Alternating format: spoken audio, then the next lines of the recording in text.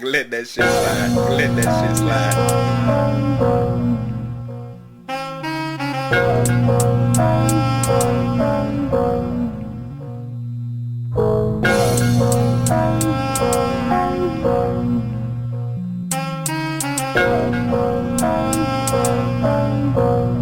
Man, put the eighth down and come solve these problems.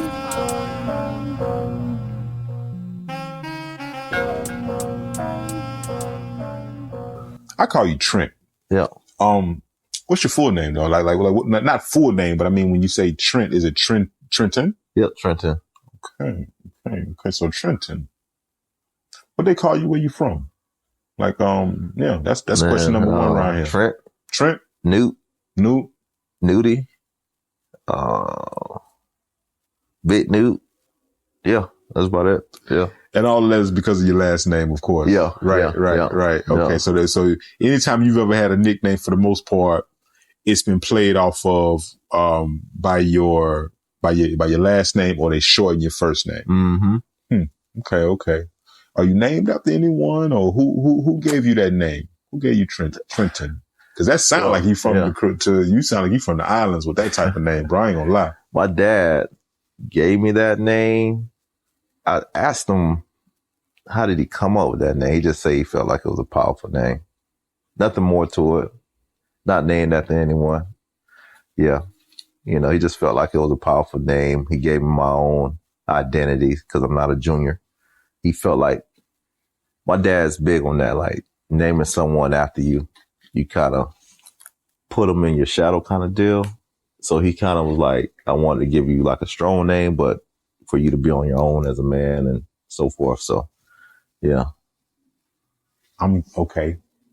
I'm going to interject on that one because my mom and dad did the same thing. Yeah. So in the beginning, it was like, maybe we do a junior or something like that. Yeah. That's them right there. My mom and my dad. Okay. I keep them in here with me. Yeah. But so, instead of doing a junior, they just broke his name down and named me his name. So my dad's from Jamaica. Okay. And, everyone from America calls him Derek. That's what they say, Derek. But if you read his name, when he writes it, it's Dioric.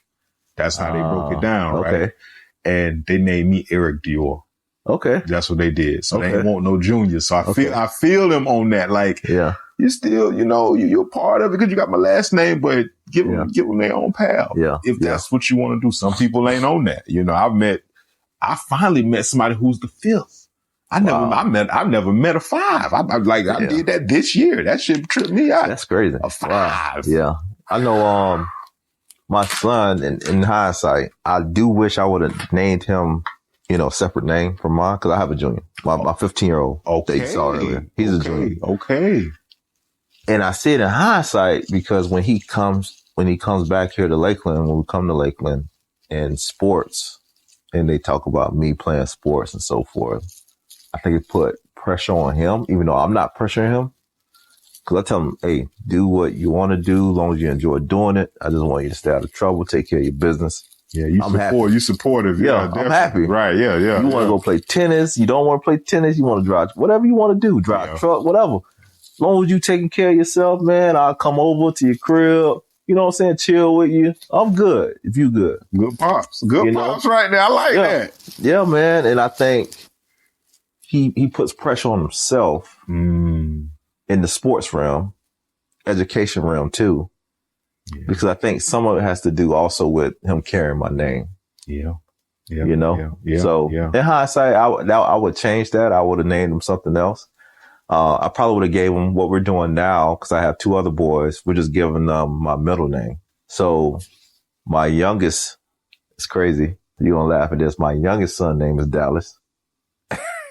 All right. Dallas Gerard Newton. I like that. That's smooth. My second youngest is Dylan Gerard Newton. And then my boy is Trent Gerard Newton Jr.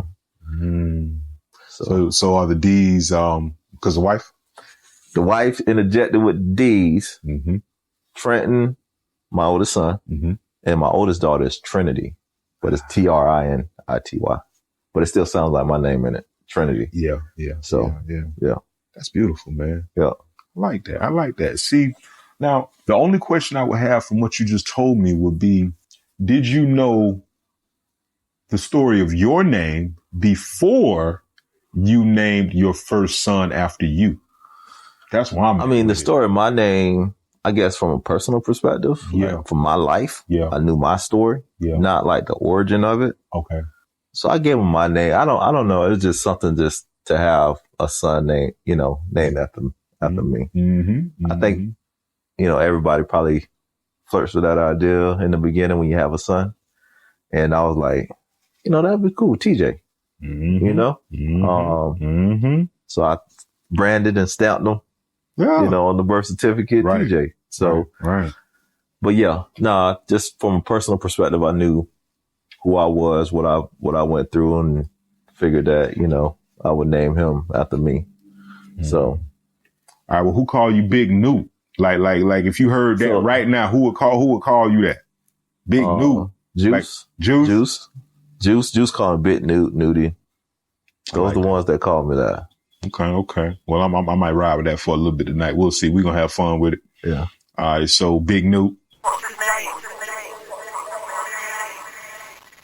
What's your motto in life, man? Like, words to live by, or either words to die to. You got a motto? There might be a few of them. Man, I guess just be a catalyst, man. A catalyst, with the life that we've been given. I just want to establish my legacy. Want to be known for, being a great person, helpful person of integrity, person that took care of his family, his wife, hard worker. That's it, bro. Like capitalizing on all the opportunities that I've been blessed with. Cause like I said, there's people that are no longer here with us that passed. That's classmates of mine that you see on the news every day. And I think I've become more sensitive to those things. Like, I don't know when my life may end, but I want to do my best to capitalize on the life I've been blessed with because I'm here for a purpose. So. Yeah, that's real. That's real. All of the things that you've mentioned, I feel like from what you said today, like you're doing those things, and like you have your children, you have your wife, you have your family unit, and you're working on yourself, and you're pushing through a lot of these things. And the people that you do know, in my opinion, would possibly speak highly of you today. Could you see yourself as a legend already, like a living legend already, or not your legacy still need to be fulfilled a little more? Like, I think how I you still at have on that? more. I have more. Okay, I don't think it's just fulfilled curious all the way, man. I think it's still a lot more I can do. I mean, for myself, self-development, for the community, for my family. And then also, I kind of be at a point where it's hard for me to call myself a legend. I let my peers do that. You know what I'm saying? Yes, like, sir. People talk to me about football and stuff like that. Like, man, you try to tell me you won't say you better than such and such. Like, man, I let the people that watch my body at work, like an artist, I let them judge that and put me in the category where they believe I fit. I'm confident in my work. I'm confident in what I've done. Yeah. I own it. Right. But when it's a stamp of legendary or Hall of Fame or whatever it may be, I let the peers and the people decide on those things, Don't get me wrong. Like, it's not going to rub me any kind of way. Like, I'm gonna be like, oh man, my life's a failure or something like that. You know what I'm saying? Because I understand what I've done. Okay. And everybody's entitled to their opinion of that work that you put out there. Of course. That's true. Good or bad. Good or bad. You know what I'm saying? So, yeah. I let the people decide that, if once I leave this earth, if they say I was a legend or not. So. Okay. All right. Yeah. There ain't no pushback on that one. Right, straight up. Let your actions be a spokesperson, man. Yeah. Scoreboard will speak for itself. Exactly. Yeah. Has someone ever given you a last chance? And for what? Let's talk about that. The ultimatums. You better not do this again. I wish you would. Yeah, that type of shit. You ever had some of them? My wife. Now always remember, I said and for what. So you got to hold it on the specific if you bring her up. I didn't do this. No. You good. No, like I said, 100%, man. Yes, sir, keep it 100. Yeah, there we go. I think at one point, like I said, I was a drinker, but then I wasn't a consistent heavy drinker. But if I would drink, if I was partying or something, I would drink, right? Listen, bro, so, I know I ain't gonna help. I know I'm not a helper in this. No, you cool. But I need to know. Yeah. I need to know. So what was your drink of choice? That was, what was it? So you drinking anything and everything. Yeah, like I'm white, brown, some rock. Okay, you didn't really have a preference then. No, man. A good cognac, a good brandy, a good tequila, a good vodka. Okay, you drink it straight? Yeah, I drink on the rocks. Okay. I could drink it. I tried to stay away from the sugar. Yeah. You feel me? Yeah. As I got older, when you're a college kid, you just whatever. But gin, whatever, man. Like okay. But if I was to narrow it down to one, I'm a tequila guy. Yeah. And that's on the rock straight. Yeah. So that's my drink of choice. Cause I don't feel any type of way afterwards. Like the next morning, I kind of, it don't stay with me the next day. You know what I'm saying? Tequila's smooth. And see, what I like about tequila, what I've learned over the time is that I'm one of them that I don't mix drinks. Like, okay, if I start drinking something, I stay with it. However, if I drink tequila, I could go anyway. Neutral. Yeah, I can drink something else tonight. You know what I'm saying? I'm still okay. I agree with that. Yeah, I agree with that. That's what I learned. Unlike a vodka or something, man. You got to stay down that path. Still. Yeah, and I'm good on that. Yeah. So man, whiskey, all that stuff, man. Like, I wasn't trying to help that, but I'm always curious when I hear people drink like that. You know, if I was to go, and I heard you say Respado, right? Yeah, that's my shit. If I was to go, tequila would be the drink of choice for me. Yeah. It was a point where I'm hanging out with a buddy. It wasn't the first time, but it wasn't frequent.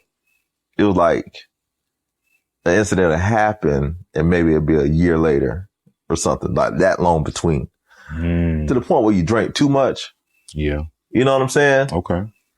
And that was the ultimatum, like, cause I was drunk, I didn't do anything crazy now, but I went laid down in the bed. It was really late coming in. I didn't expect to be out that late. So that was the issue too, Of course. Like to the point where it stayed with you the next day, like one of them drunks, like you drunk too much, but that's what I can think of when you ask me that question. Yeah. So if she's saying it's the last time, but you're doing it again, is it really the last time? Well, when she hit me with the last time, that was the first time she said, you get what I'm saying? That was the first time I got the ultimatum. Okay. Yeah. And so from there, I didn't. You got right. Yeah, I got right. Yeah.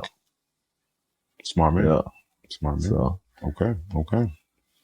All right. I like that. Well, at least for you, you're answering that, not what you had to go through. I ain't gonna say it like that.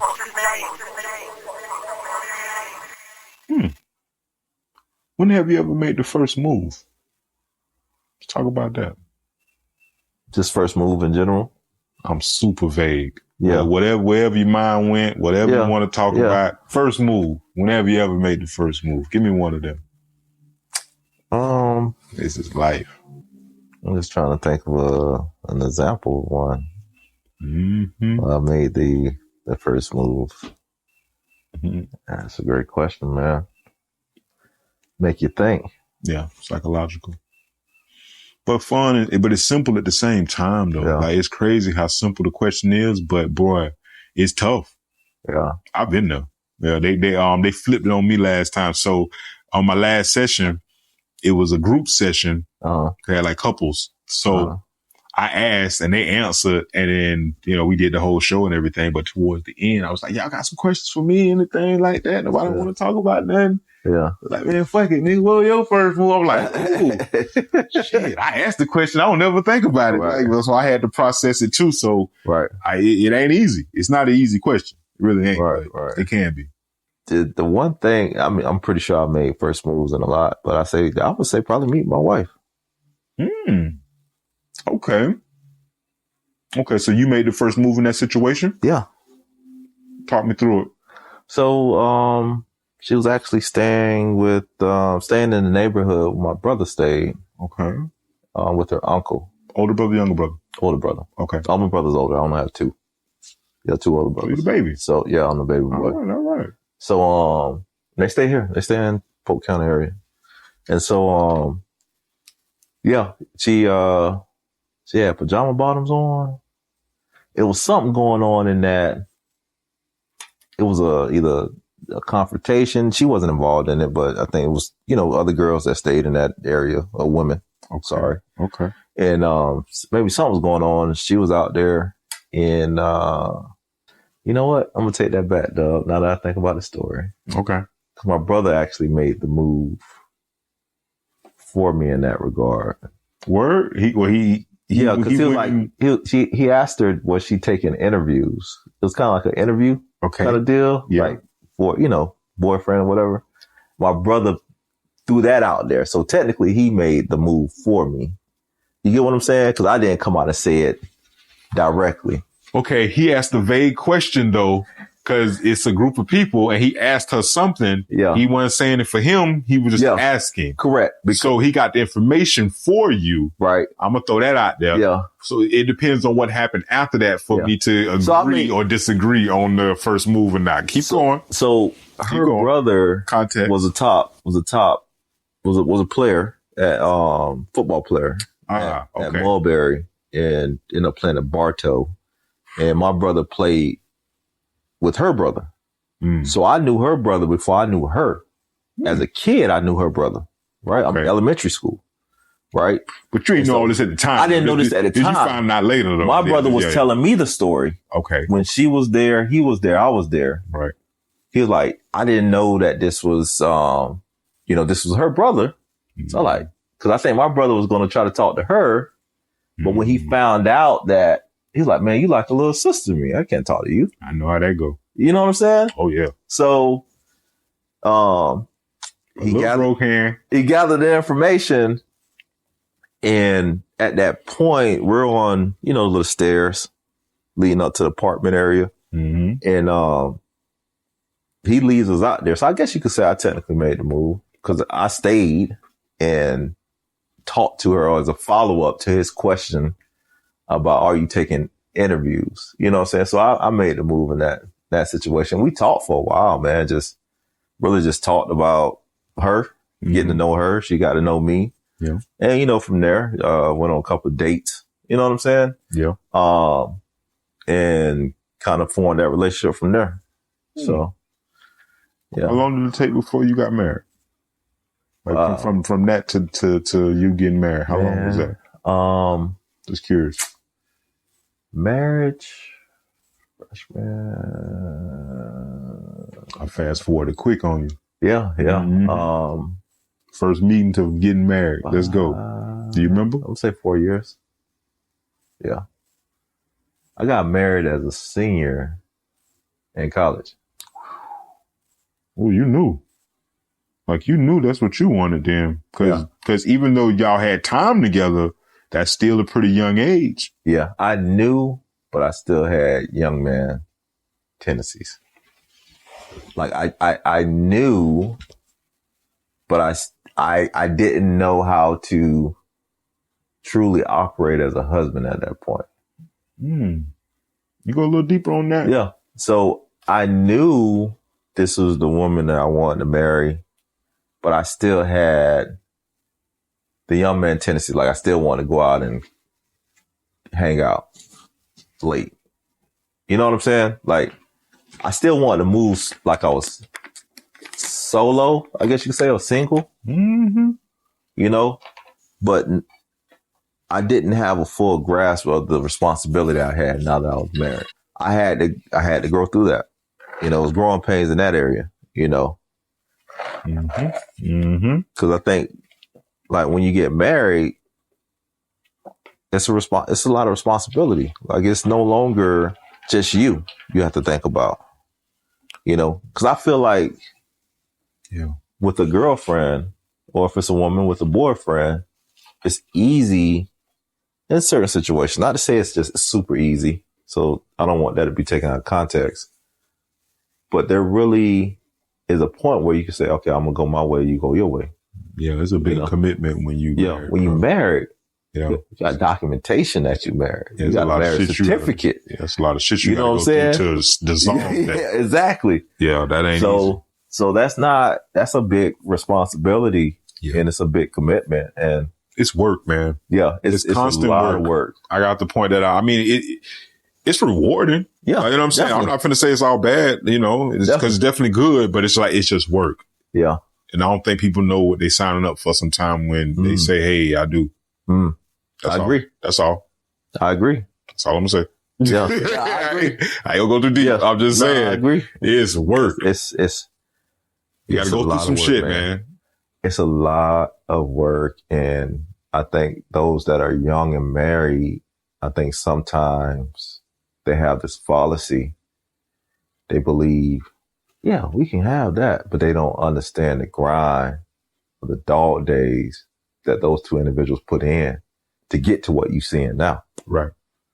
Like there's some stuff that happened in the behind closed doors that, you know, they had to work through. You know what I'm saying? Yeah. To get there. So if you're willing to do the work, you can get there. I agree, man. But damn, man, you did it young, man, and you still at it. You still at it, man. So still at it, man. And it's, you know, we had a lot more good days than bad days. Beautiful. You know, so like you said, it's work, man. It's not going to be ice cream and rainbows every day. You know, you're going to have some disagreements, some arguments, but you know, you work through it, man, and you learn, you grow. Yeah. So, okay. You made the first move with your wife, as far as meeting her and everything. And I'm going to throw this out here. I think like shit. I mean, we're expected to make the first move. If you want to get technical, you know, we always expected to make the first move in pretty much everything. I don't think that's a bad thing. I'm just making an observation. No, I agree with that, man. Like we're more assertive, and for me, man, I'm more of an introvert. So I think that was kind of tough for me, like growing up, making the first move, especially when it came to females. You know what I'm saying? So I was more of a person that was quiet, sports, video games, grades, books. Okay. You know what I'm saying? Like, okay. I was kind of in my own little bubble. Okay. You know, that was my comfort level. Yeah. You know, so when it came to making the first move, when it related to females in that regard, I kind of was more introverted, bro. Like, I wasn't as bold as some people I know. You know what I'm saying? Like, I wasn't born with that gift to be the gift of boldness. You know what I mean? Yeah.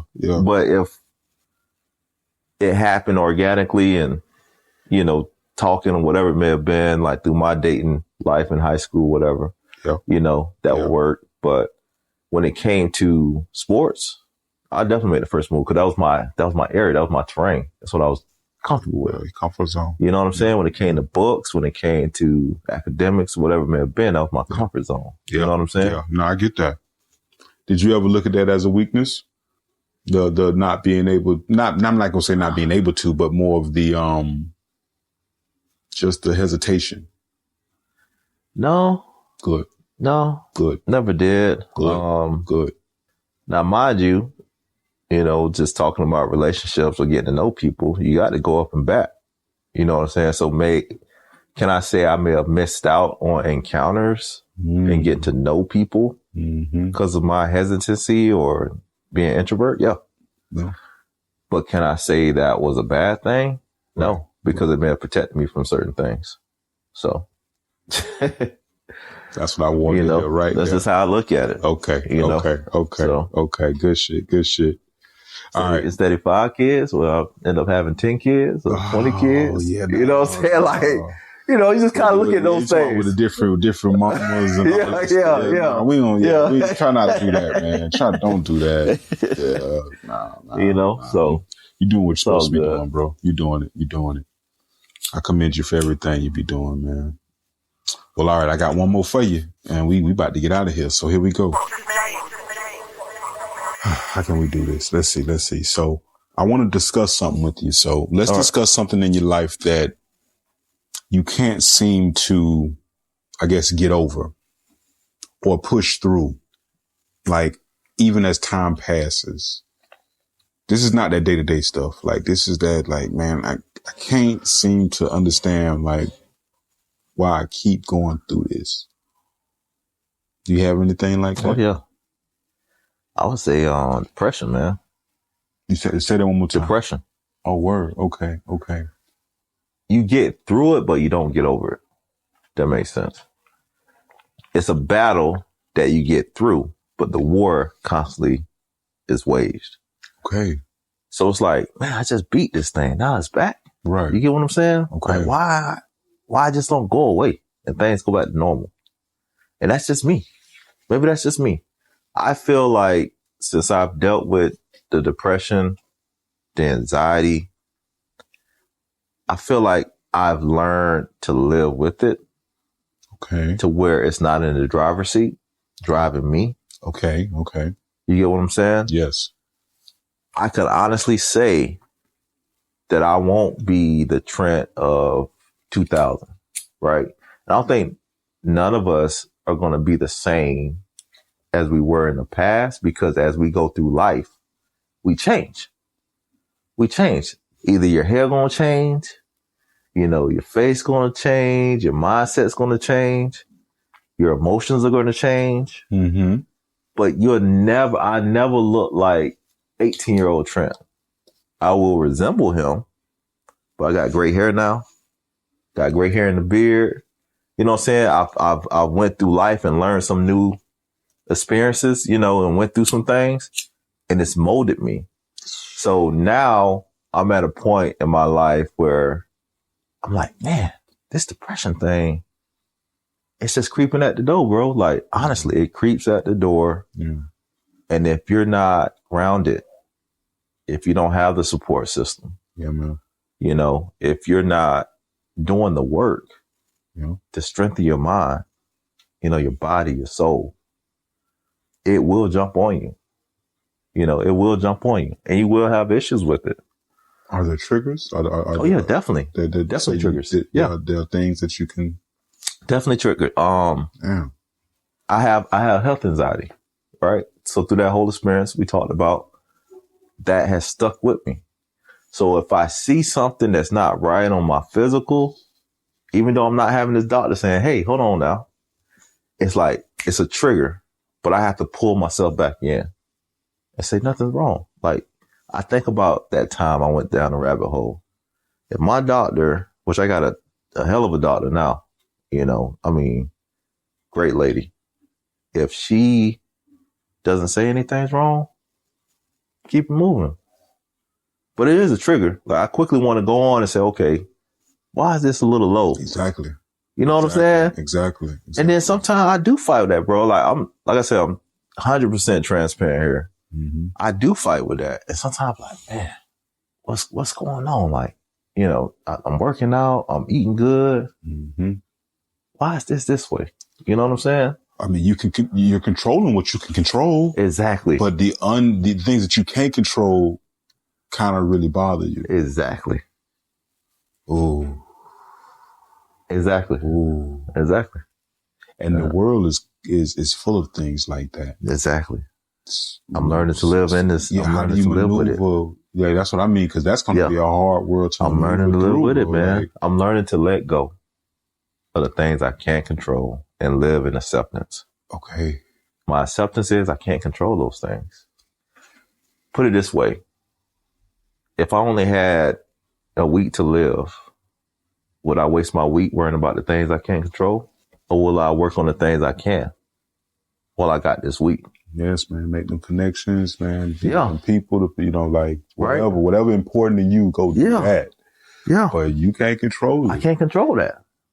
Mm-hmm. Everyone has a appointed time, That's just what it is, man. And I've learned, like I said, through that process, before then, I'm trying to control it. Like you said, I was trying to control it, right? I'm like, I'm going to do my research. I'm going to control this thing. Yeah. You know what I'm saying? But now going through that process, I understand like there's things I can't control. So why would I stress myself about those things? Yeah. And just enjoy the things that's within my control.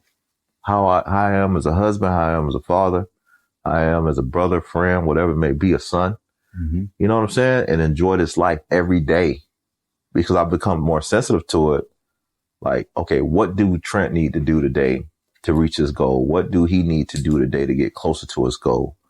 You know, that's what you focus on. You know what I'm saying? Yeah. And if it's in the cards that your time is over with on this earth, that's just what it is. You know, I can't do anything about that. Like I said, the globe going to keep spinning once I'm out.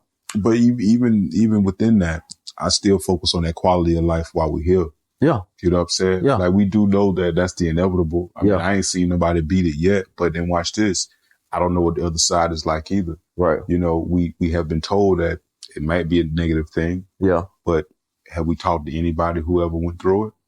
I mean, I talked to my uncle who's on dialysis. And he ain't died though, bro. He ain't died. No, right, though, right. So to answer your point, no. Yeah, we haven't talked to anyone that's died. Yeah. But I've spoke to him. Okay, talk to him. And, you know, he diabetic, you know, the normal ailments that attack our culture, you know, diabetes, high blood pressure, whatever it may be. And, he was able to just, you know, he's spiritually grounded. And I asked him, bro, I'm like, you know, how do you feel about knowing that, you know, eventually I just got a call maybe 2 days ago that they had to move him to hospice because he wasn't doing well, but he's starting to recover a bit. So it's unknown right now, right? You know, and he was like, you know, I'm okay. Come to grips with it. Yeah, I'm okay. Yeah. And that was the part that impacted me the most because it's like, man, that's like a G, bro. Like to me, for you to be like, man, I'm good. Like, yes, sir. Yes, sir. A lot of people can say that they that way until they facing it. Exactly. You know what I'm saying? You never know until the time. You never know, like, how you going to react until you in that situation. Like, if someone said, hey, man, you got 2 weeks to live, you got cancer, are you still going to be like, you straight, you good? Or how your mind going to react? How you going to react? Fight or flight. Yeah, fight or flight. That's my opinion. Exactly. I'm just like to the point where I can't control it. Yeah. Quality of life, to your point. Yeah, I'm going to enjoy my life. That's every the thing, day. because we can't dwell in that. See, what I'm hearing, and, you know, I'm like not a professional, but I will say this. I call it ideation, like when we constantly have that thought of that death, like, what about what we doing right now, what we here? And we're doing a hell of a job, man. Yeah. Like, I don't know you, like your personal day to day, right? But I know from everything you told me, from what you've came through, what you've shown me, like, I'm looking at you right now, bro. You got a glow about yourself right now. Like, yeah, man. That's what I mean. Like that moment right now. That molded me a lot, man. Cause I got to my old job when I went back and the lady was like, this is something different about you. And she was like, man. And in my mind, I'm like, man, if you only knew what I went through, you know what I'm saying? Yes, like, sir. if you only knew what I went through, it changed my whole perspective, bro. Like it tore me down, but it built me up stronger. Right. The foundation was weak. So the foundation needed to be tore down and built back up. You know what I'm saying? Yes, and I'm gonna hit you with this, dog. Like, how can you get to the place of more or something that's gonna be demanding? Too much is given, much required, right? With a weak foundation. Right. If you're dreaming about doing all these great things and doing all these things, I need to make sure you're adequately prepared. So this foundation is not going to hold. So I need to make sure you have the right engine under the hood. Mm-hmm. Yeah, right frame, but the right frame first. You gotta get that frame before you can get that engine. That frame gotta be strong. Right. Like I have to make sure that you're ready. Yeah, it's all from, you know what I'm saying? Because if I transition you to this area of this life that you want to do, and you have this weak foundation, you're gonna crumble, you're gonna fall. I need to be able to make sure you withstand this, because the house here, block all the way up, right? It is. It definitely is.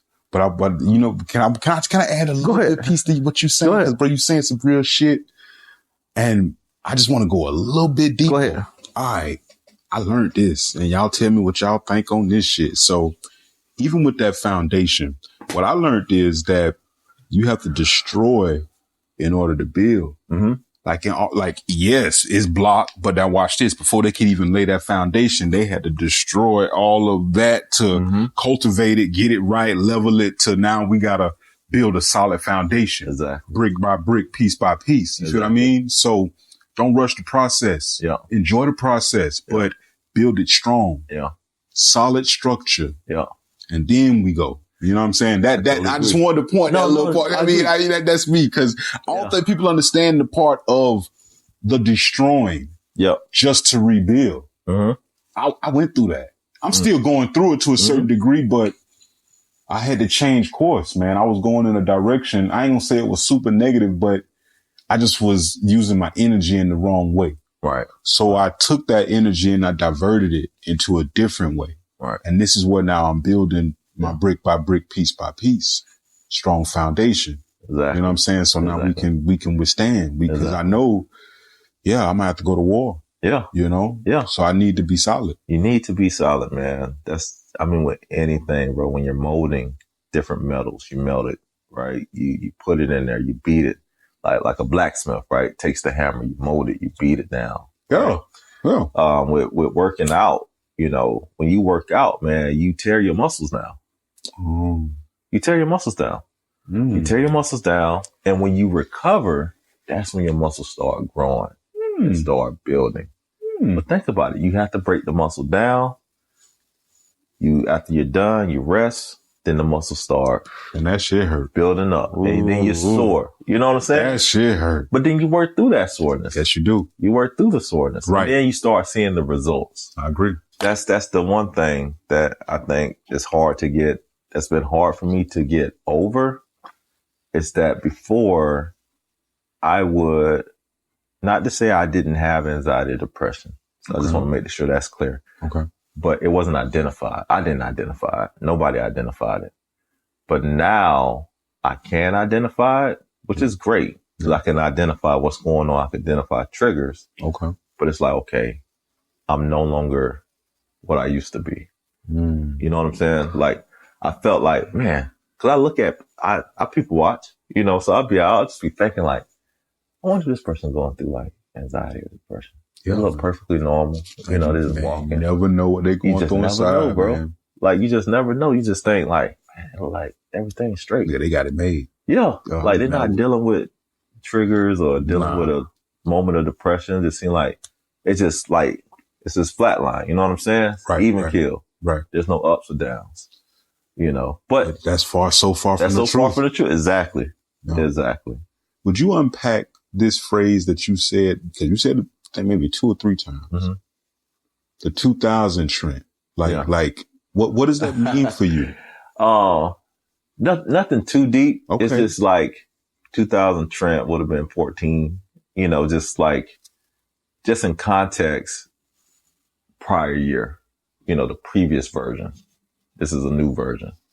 I'm no longer that version before. Okay. That's all. Okay. You know what I'm saying? So, I guess the correct thing would be to say the Trent before the anxiety and depression was identified.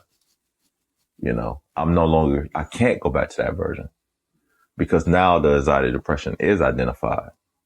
I'm knowing of it. Yeah, you know what I'm saying? So now what do you do? So what I do now, I live with it. Okay. Right? I live with it. I understand my triggers. I understand how to get through these situations. And I understand how to address these situations appropriately. Yes, sir. Right? So the Trent before anxiety and depression maybe dealing with anxiety and depression, not knowing that's what it is. And maybe he pour him a couple of glasses of liquor. Now, liquor may, settle me down, whatever it may be. But am I truly addressing the issue? Now, this Trent now is going to go search and address the issue, the root. Head on. Okay. Right? Right. Instead of putting a Band-Aid over it. All right. So Yes, that's what I mean. Good shit. Yeah. Good shit. I commend you for that, brother. I'm shaking hands, man. Yeah. Straight up. Definitely, man. Yes, sir. Man. Appreciate you for all of this, man. Yeah. Damn. Woo. Yeah, man. I see what you're dealing with, bro. Yeah. That's a beast, man. Yeah.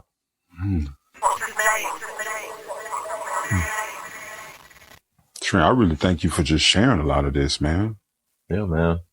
There's some people out there that's probably just saying, probably ashamed of being, dealing with depression or anxiety, or may feel like it's a thing of weakness, or, but man, everybody goes through it, man. And I think it's best to get my story out there, whoever it may touch, because maybe that can keep someone from going down that final road and not coming back. You know what I'm saying? And just say, you know what? If he was able to get through it, I could get through it. Or it's not some type of weakness or some type of issue that I'm ashamed of. Everybody deals with some form of anxiety or depression their own way. It's just the magnitude of it. Some may have a little bit, some may have a lot. Yeah. Some may have, astronomical amount to where they have to stay in a certain facility or something. It just depends on that person. Yes, sir. But yes, sir. You can get through it. You just continue to push through. Yeah. And obviously it may sound cliche, but it's the truth, man. Just like one day at a time. So that's it. It is. Just one day at a time. It is. I always ask people, how do you eat an elephant? One bite at a time, right? Yeah. Piece by piece, bro. Yeah. Piece by piece, Piece by piece. Exactly. You figure it out. Okay. Yeah. All right. Well, get us out of here. You're definitely gonna get us out of here. You had mentioned something about you play chess. Yeah. You play chess often? A lot. Okay. Who moves first in chess? I'm just curious. Do you know white that? Piece. Always, right? White, yeah. So even if so me and you right now, we played 10 games back to back, right? And if I won every time, no matter what, the white piece starts every, yeah. Now this is my logic on that. I'm just throw it out there. Tell me what you think. Go ahead. Because I know a little bit about chess and I want to play it more, but because I want to play it more, I'm trying to learn all I can about it. So, and it caught me that, damn. So no matter what, every time the white piece move first. Yeah. And then they say that this is the game of life. And then if I'm playing a game, off rip, if there's a piece that moves first, I'm put on defense automatically. Right? Exactly. Yeah. Disadvantage. Right. Now defense can win. We know defense win championships. That's what they say, offense sell the tickets, but defense win the championship. So you can win on defense. You just got to understand that, nigga, you already put on the opposition. Yeah.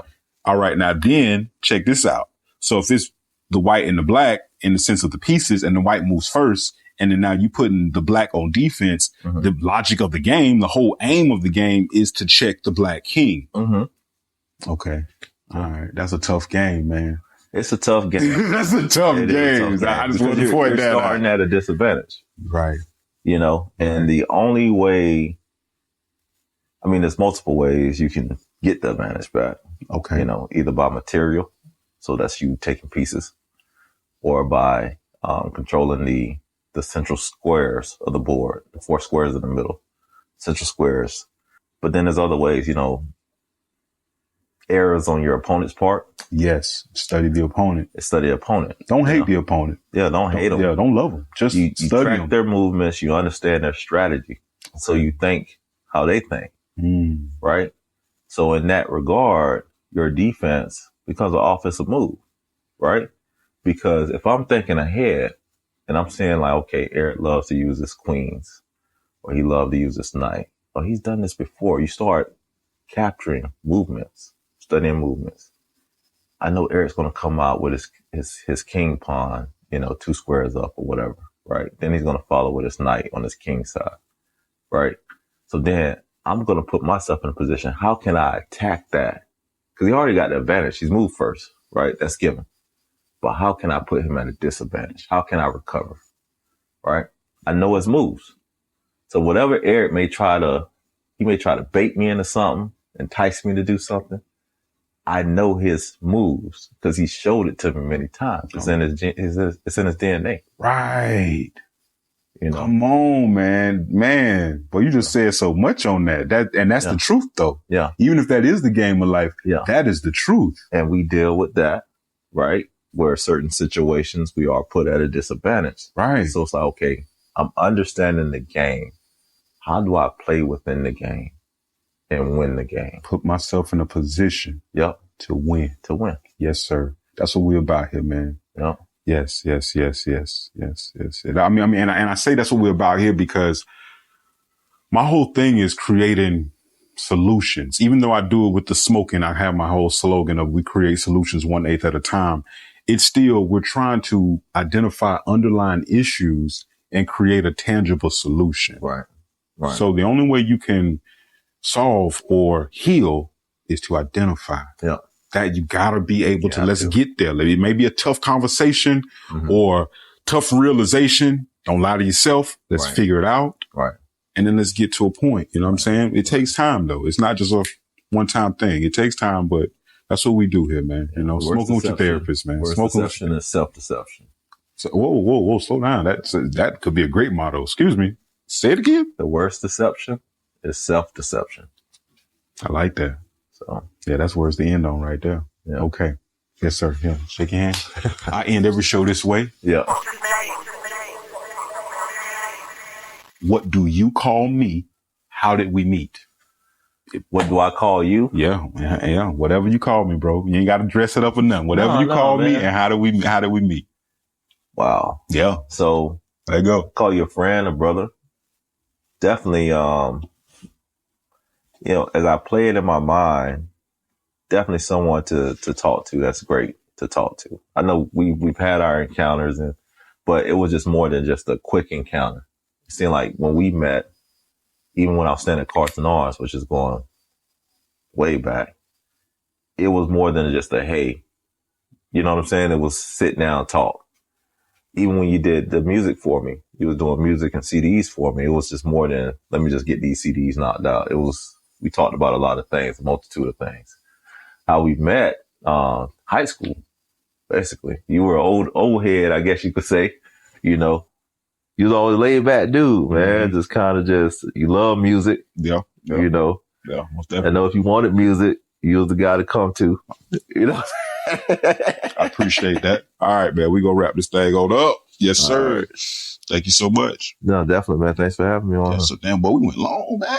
Hey, see what time it is? Sheesh. I like it though. Yeah, we got some good content.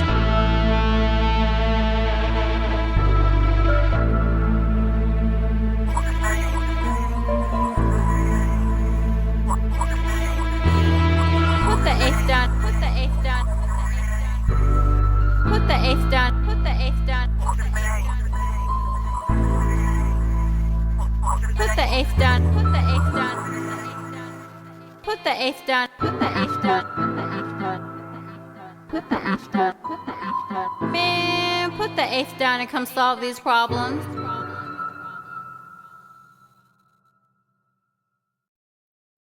Understand I don't know y'all. Remember, I love everybody. I am not your licensed therapist, and nothing shared on this podcast should be taken as medical, mental health, or legal advice. The discussions we have here are for educational, informational, and entertainment purposes only. We engage in open, honest conversations, sometimes including the mindful use of cannabis in a therapeutic setting. So kick back, take what resonates, and remember, always consult your own licensed professional for personalized guidance.